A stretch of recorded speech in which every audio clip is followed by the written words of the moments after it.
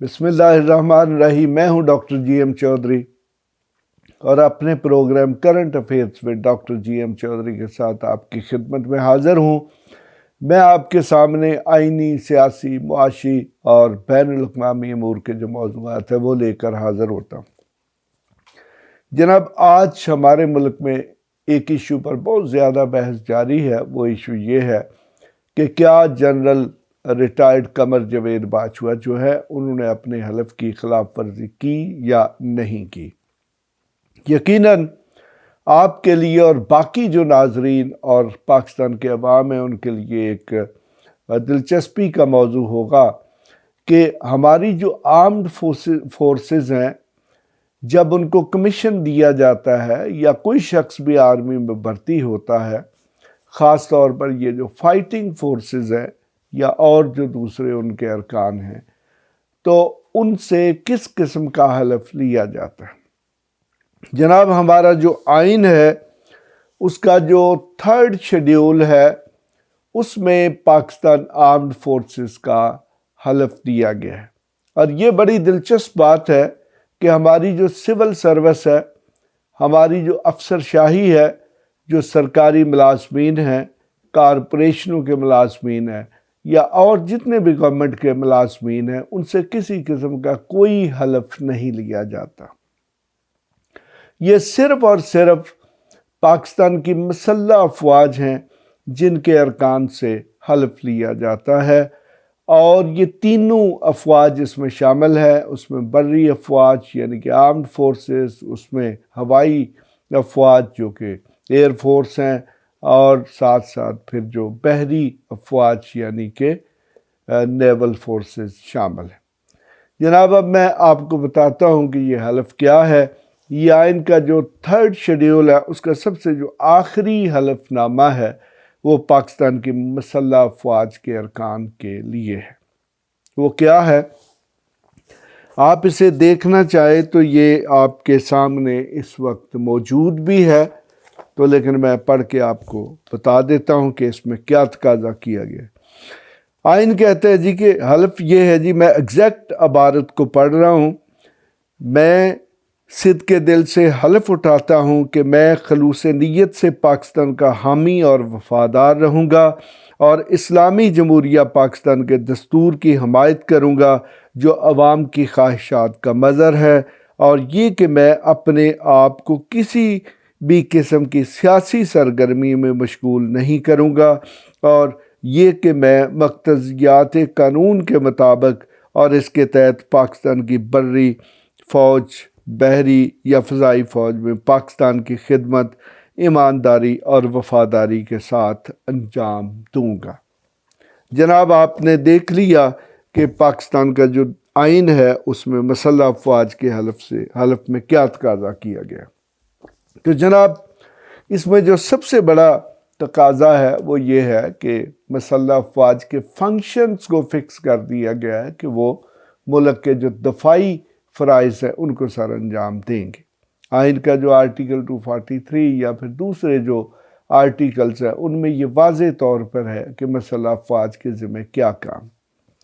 اب جناب، یہ جو ویڈیوز سامنے آ رہی ہیں اور خاص طور پہ کہیں پر یہ دعویٰ کیا گیا جی کہ یہ کس طریقے سے ویڈیوز ریکارڈ کروائی گئی۔ بہرحال دیکھیں، ہمارے ملک میں کچھ فنڈامنٹل رائٹس ہیں، کچھ قوانین ہیں۔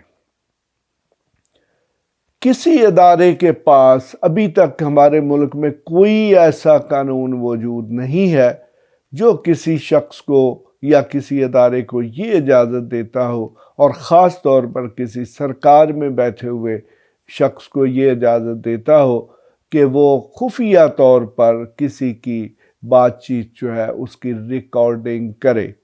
جناب، یہ پرائیویسی ہے، یہ رائٹ ٹو پرائیویٹ لائف ہے جس میں یہ بھی پروٹیکٹڈ ہے۔ سیکیورٹی آف پرسن جو ہے یعنی کہ شخصی تحفظ جو ہے یہ اس کے ضمن میں آتا ہے۔ جناب، اگر آج کل جس طریقے سے آڈیو لیکس ہو رہی ہیں یا ویڈیو لیکس ہو رہی ہیں، اگر یہ چیز جو ہے یہ چلتی رہی تو پھر پاکستان میں کوئی شخص بھی بولنے کے قابل نہیں رہے گا اور کوئی شخص بھی تحفظ میں نہیں رہے گا۔ تو اس کا مطلب یہ ہوا کہ آئین نے جو گارنٹیز دی ہیں بنیادی حقوق کی، وہ ساری کی ساری گارنٹیز جو ہیں وہ بے فائدہ ہو جائیں گی، یا ان کا کوئی عمل دخل ہماری سیاسی اور حکومتی زندگی میں نہیں ہوگا۔ ہمارے ملک میں کوئی ایسا قانون موجود نہیں ہے ایون جو کسی ایجنسی کو، کسی تنظیم کو، کسی سرکاری ادارے کو، کسی پولیس کو، کسی اسپیشل انویسٹیگیشن ایجنسی کو یہ اختیار دیتا ہو کہ وہ کسی شخص کی گفتگو جو ہے اس کو ریکارڈ کرے، اور خاص طور پر اس کی اجازت کے بغیر اس کی گفتگو کو ریکارڈ کرے۔ تو ویسے اس وقت جو میں بات کر رہا ہوں وہ ہے کہ مسلح افواج سے کیا تقاضے کیے جا رہے ہیں۔ تو جناب ان کے لیے یہ آئین میں واضح طور پر لکھ دیا گیا ہے کہ وہ کسی قسم کی سیاسی اور حکومتی سرگرمیوں میں حصہ نہیں لیں گے۔ تو اگر جناب اس حلف کو مد نظر رکھا جائے تو پھر یہ حلف یہی کہتا ہے کہ ہماری جو مسلح افواج ہیں اس کا کوئی شخص جو ہے وہ سیاسی سرگرمیوں میں بھی حصہ نہیں لے گا، اور نہ ہی حکومتی اقدامات جو ہیں ان میں دخل اندازی کرے گا۔ تو جناب اب جس قسم کے انکشافات ہو رہے ہیں وہ یقیناً آپ خود بھی اندازہ لگا سکتے ہیں، آپ خود بھی آئین میں دیے ہوئے اس حلف کو پڑھ سکتے ہیں، اس کے الفاظ کے جو مطلب ہے اس کو سمجھ سکتے ہیں۔ تو کم از کم میری جو سمجھ بوجھ ہے اس کے مطابق ریٹائرڈ جنرل جو قمر جاوید باجوہ ہے انہوں نے اپنے آئینی حلف کی خلاف ورزی کی ہے۔ تو آئینی حلف کی جو شخص خلاف ورزی کرتا ہے یا آئین کی خلاف ورزی کرتا ہے تو اس پر آئین کا آرٹیکل 6 جو ہے وہ اٹریکٹ ہوتا ہے، یعنی کہ اس کو آئین کے آرٹیکل 6 کے تحت سزا دی جا سکتی ہے۔ ہمارے ملک میں پہلے ایک مثال جو ہے وہ قائم ہو چکی ہے، وہ جنرل پرویز مشرف کی صورت میں ہے، اور میں کم از کم جو دیکھ رہا ہوں کہ اب ہمارے ملک میں ایک دوسری مثال جو ہے وہ بھی بننے جا رہی ہے۔ لیکن یہ صرف دوسری مثال نہیں ہوگی۔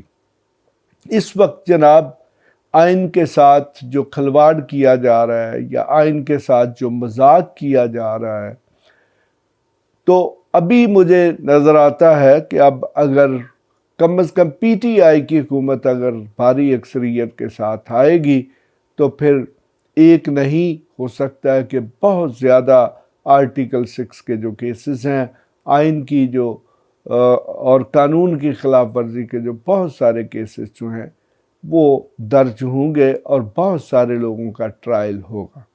جناب جس سسٹم کو ہم عوامی سسٹم، جمہوریت کا مطلب ہی یہ ہے کہ عوامی نظام حکومت، تو عوامی نظام حکومت جو ہے جی اس میں عوام حکومت کرتے ہیں اپنے نمائندوں کے ذریعے۔ یہ جو سرکاری ملازمین ہوتے ہیں وہ خادم ہوتے ہیں، وہ ملازم ہوتے ہیں۔